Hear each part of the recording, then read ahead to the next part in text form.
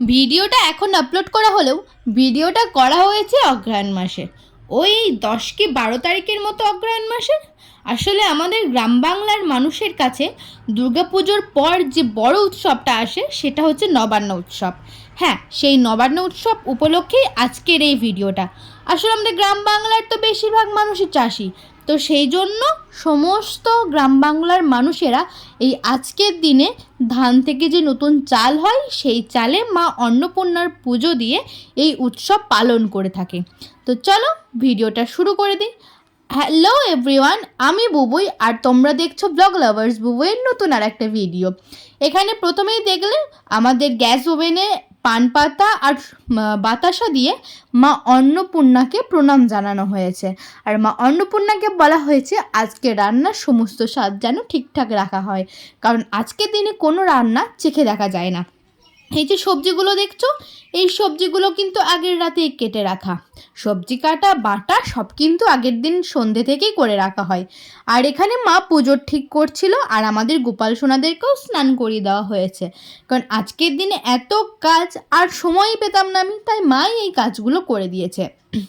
তারপর আমি চলে গেছি রান্না করতে।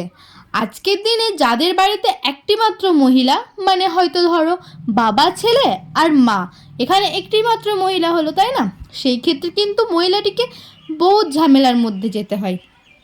আমাদের বাড়িতে আমি আর মা দুজন থাকা সত্ত্বেও আমাদের দুজনের মধ্যে খুঁটিখাটি ঝগড়া কিন্তু লেগেই থাকে, কারণ আজকের দিনে তো অনেক কাজ। আজকের দিনে তো আর দু এক রকম রান্না হয় না, হয় ওই 9-10 রকমের রান্না। আর আজকের দিনে বেশিরভাগ রান্নাটাই কিন্তু আমি করে নিয়েছিলাম, কারণ রান্নার ডিপার্টমেন্টে আমি ছিলাম আর পুজোর ডিপার্টমেন্টে মা ছিল।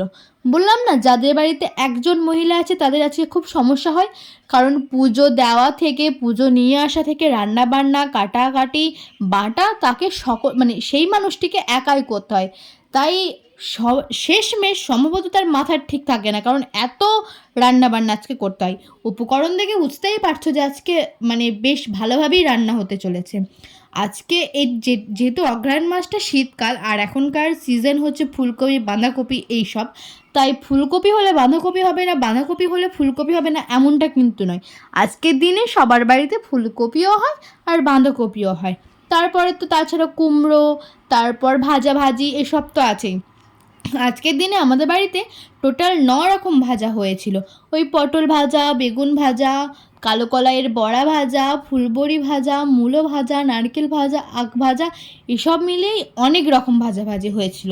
প্রথমে আমি শাকটা করে নিয়েছিলাম, আর শাকটা আমি অন্যান্য টাইম ভালোই রাঁধি, বাট ওই যে আজকের দিন চেখে দেখা যায় না, আর আজকের দিনই শাকটা হতে আমার 1 ঘন্টা টাইম লেগেছিল। যেহেতু অনেকটা দেরি হয়ে গেছিলো সেই জন্য মা এখানে বড় ওভেনে এখানে যে আমিষ রান্নাগুলো হবে, মানে মাছের ঝোল, আমিষ বলতে আজকে শুধু মাছের ঝোলটাই হয়, আজকের দিনে মাংস খাই না। তো সমস্ত রান্নাবান্না কমপ্লিট করে আমাদের খাওয়া দাওয়া কমপ্লিট হয়ে গেছিলো। সেটা তোমাদেরকে দেখাতে পারলাম না গো, আসলে এত ব্যস্ততার মধ্যে গিয়েছি তো কখন ভিডিও করব কখন করব না সেটা বুঝতেই পারিনি। তারপর এই দুপুর দিকে বর এসেছিলো এই খড়ের ভূত বানাতে। আসলে আজকের দিনে নবান্নের দিন, আর পরের দিন হচ্ছে পান্তা নবান্ন। এই পান্তা নবান্নের দিন এই যে দেখছো এগুলো কাশফুল নয়, এগুলোকে বলা হয় সরফুল। তো এইগুলো রোদে মানে ফুলতে দিয়ে এগুলোকে আগুন জ্বালানো হয়, এই যে যেমন জ্বালানো দেখছো ঠিক এরকমটা। এটা পান্তা নবান্নের দিন করা হয়। বাট যেহেতু পান্তা নবান্নের দিন এই টাইমে সবার এক্সাম থাকে, তো সেই জন্য এক্সাম আছে, তাই আজকের দিনই এটা করে নিয়েছি। তাই আমার বর একটা খড়ের ভূত বানিয়ে দিয়েছে, আর এখানে ওরা আগুন লাগানোর চেষ্টা করছে। আর এইদিকে দর্শক দেখো, ওই দূর থেকে এত এত দর্শক সব দেখছিল। সবাই কিন্তু আমাদের ফ্যামিলি মেম্বার, মানে আমাদের পরিবারটার সমস্ত লোকজন যখন একসঙ্গে জড়ো হয় না, পুরো ভোজ বাড়ি লাগে একটা। তো আমাদের এই সরফুল পোড়াতে পোড়াতে একটু সন্ধে হয়ে গিয়েছিলো, আর শিশির পড়ছিল, সেই জন্যই তো ঠিকঠাকভাবে জ্বলছিলই না।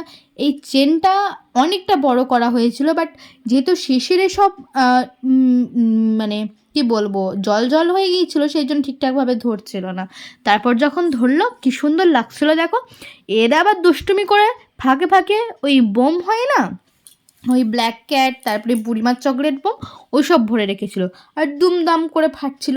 ওগুলো দেখতেও বেশ সুন্দরই লাগছিল। এদিকে হয়ে গিয়েছিল আর একটা কাণ্ড।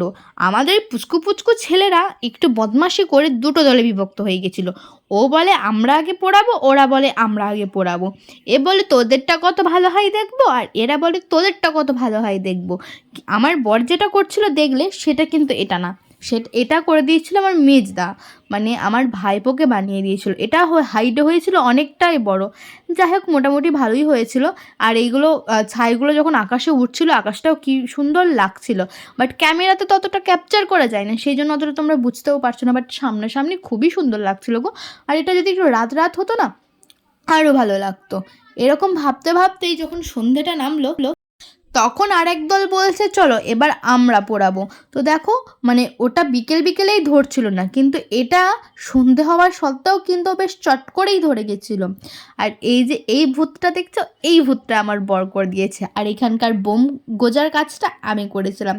আর রাত্রেবেলাতে এই সিনটা আলাদাই লাগছিল, দেখো কি সুন্দর লাগছিল, ফটফট করে বোমগুলো ফাটছিল, আর এদিকে রাত্রেবেলা আগুনটাও বেশ সুন্দর লাগছিল দেখতে। এটা পান্তনা মানে করা হয়, কিন্তু যেহেতু এক্সাম সবার আর পরীক্ষা দিয়ে এসে ওরা খুব টায়ার্ড হয়ে পড়ে, সেই জন্য আজকের দিনেই এই কাজটা কমপ্লিট করা হয়েছে। শর্ট ফুল পুড়িয়ে হাত পা ধুয়ে বাড়িতে এসে নোয়া পূরণ করা স্টার্ট করলাম। এখানে নতুন চাল, পুরনো চাল, সোনা, রূপো আর একটা 1 টাকার কয়েন দেওয়া হয়েছে। এটা নাড়তে হয়, আর নাড়তে নাড়তে বলতে হয় নতুন বাঁধি পুরনো খাই, এই খেতে খেতে জনম যায়। এইটা ওই 5 থেকে 7 বার বলতে হয়। আমিও তাই বলে নিলাম। তারপর ওই যে নতুন আর পুরনো দুটো চাল মিক্স আছে, ওটা একটু মুখে ভরে চিবিয়ে খেতে হয়। এইটাই হচ্ছে আজকে সারাদিনের নিয়মকানুন। তো এই ছিল আজকে আমার ভিডিও। ভালো লাগলে like, comment, share and subscribe করে দিও। দেখা হচ্ছে নেক্সট পার্টে।